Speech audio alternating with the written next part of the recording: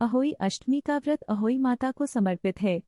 इस दिन माताएं अपने पुत्रों की दीर्घायु और सुख संपन्नता के लिए निर्जला उपवास रखती हैं।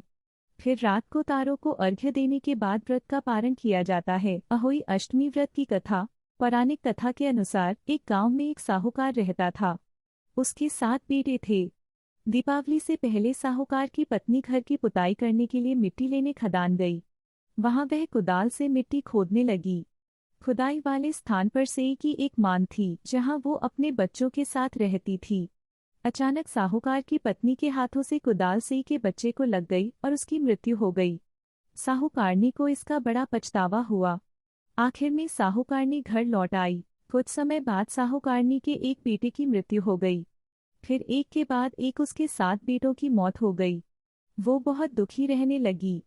एक दिन उसने अपने पड़ोसी को सेई के बच्चे की मौत की घटना सुनाई और कहा कि उससे अनजाने में यह पाप हुआ था। परिणाम स्वरूप उसके 7 बेटों की मौत हो गई। यह बात जब सबको पता चली तो गांव की वृद्ध औरतों ने साहूकार की पत्नी को दिलासा दिया।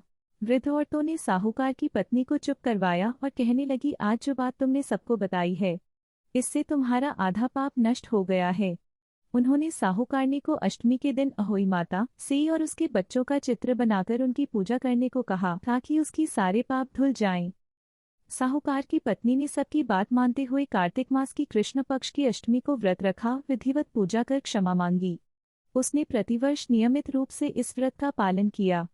आखिरकार उसे 7 पुत्र रत्नों की प्राप्ति हुई। कहते हैं कि तभी से अहोई अष्टमी का व्रत रखने की परंपरा चली आ रही है। अहोई अष्टमी की पूजन विधि।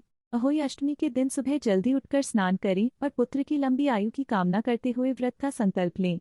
अहोई पूजा के लिए गेरू से दीवार पर उनके चित्र के साथ ही साही और उसके 7 पुत्रों की तस्वीर बनाएं। देवी को चावल, मूली, सिंघाड़ा अर्पित करें और व्रत की कथा सुनें।